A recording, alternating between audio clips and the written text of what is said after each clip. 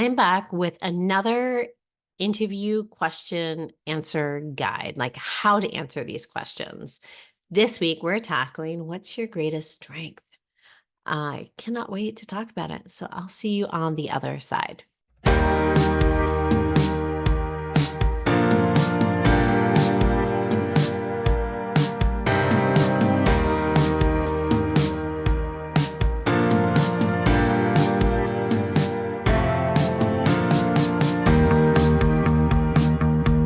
Hi, my name is Sara, and I'm a certified career and leadership coach who helps people find their dream jobs where they work less, make more money, and finally feel happy and fulfilled doing work that they love.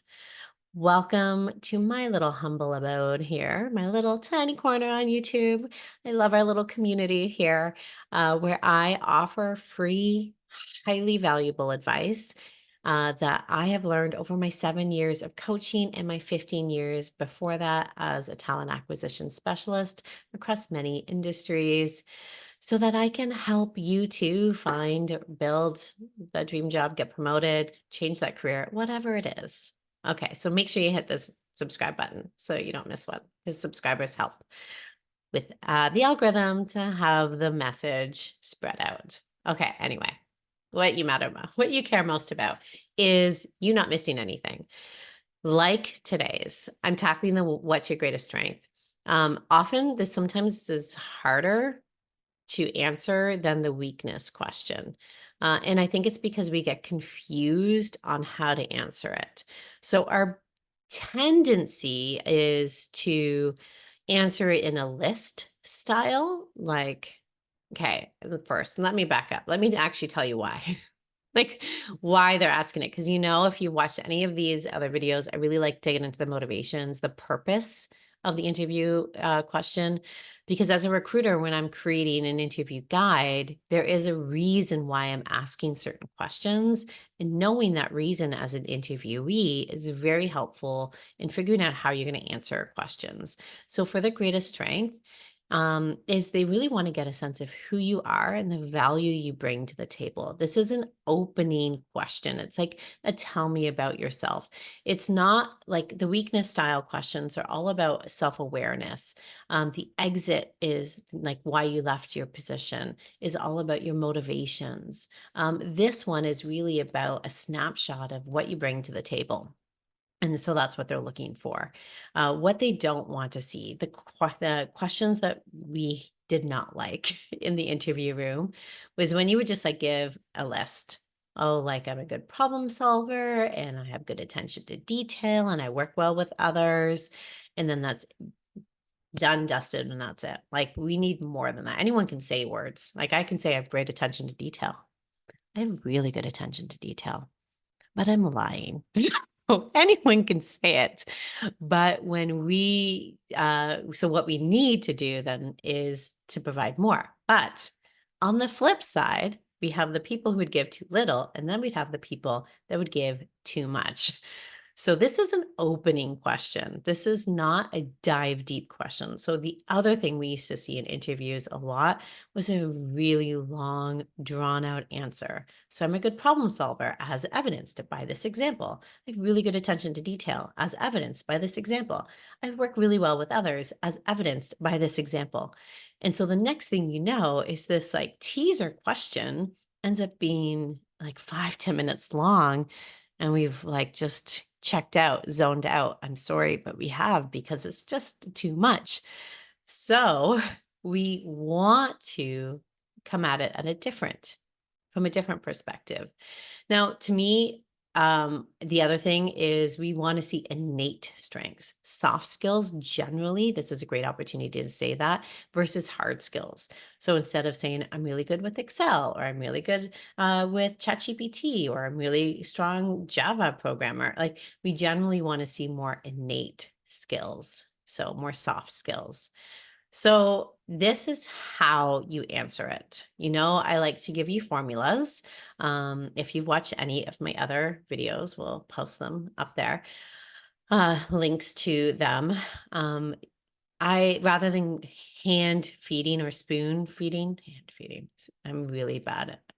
Another one of my strengths is colloquialisms and idioms. No, again, I'm lying. I don't want to spoon feed you answers because it comes out as robotic and inauthentic. I would much rather you come up with your own and fit it into the formula that works because trust me, it is so much more impactful and powerful when you're in those interview settings, especially when you're anxious. Okay. So how to answer it is number one is you're going to identify the strengths.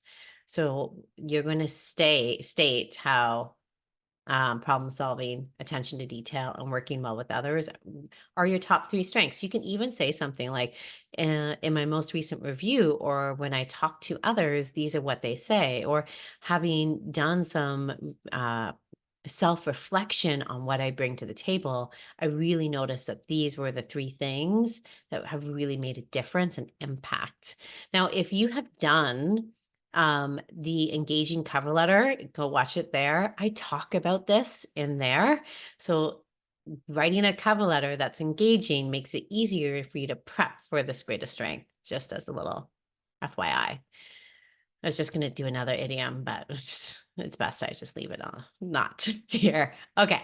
So then what you're going to do is you're going to share one story, not a story for each of them, one story that demonstrates all three. So I recently did a missed deadline. A missed deadline, how to answer, tell me about a time you missed a deadline video. So you could go watch that because if you hate that question, that'll help. But like, I'm going to just use that as an example for this. Because what if for this specific example, you had a time where you were going to miss a deadline and your attention to detail caught it up. Like you noticed in the project milestones that they were not getting hit on time. And then when you dug deeper, you realized there was a resource problem. So your attention to detail highlighted the fact that it was going to be next to impossible to do this. So then you put your problem solving cap on and came up with some solutions and then presented it to management and got their buy in. And then you worked with the team to rally them, to inspire them, to really figure this out so that you were able to just barely miss the deadline or not miss the deadline anymore. So it's one story that shows that each skill so that we are like proving that, yes, these are my greatest strengths instead of the things that are you just say and that aren't true. But also we are not taking forever to prove that these strengths are our actual strength. So in summary, the greatest strengths is a snapshot question. It is not a question designed to last forever. So the answer must reflect that. They want to see the value you bring to the table. They do not want just a list of things or a 15-minute long answer with a bazillion examples proving each strength. So instead, we want a list of three strengths generally. It can be one, I would say three, power of three, always the power of three. I can't even recommend a different number, power of three. And then one story that demonstrates each and every one of those skills, all nice and cohesively using the background action result or any other acronym because we want to tell it as a story to showcase it. And that's how you knock it out of the park for the what is your greatest strength interview question. Okay, that's me done for today. I hope you enjoyed this. Let me know in the comments your strengths. Okay, I want to know. So my actual strengths are my empathy. It's very hard to think on the spot. My problem solving, my resourcefulness, my innovation, my ability to inspire other people and to coach other people and to ask lots of questions. I'm not going to give you an example. I'm going to let you go and I'll see you next week here for another training. Take care. Bye. If you liked this video, then I invite you to join me in the Find Your Dream Job program, where you work less, make more money, and finally feel fulfilled doing work that you love. Find out more at www.saracurto.ca/CYLA. See you there.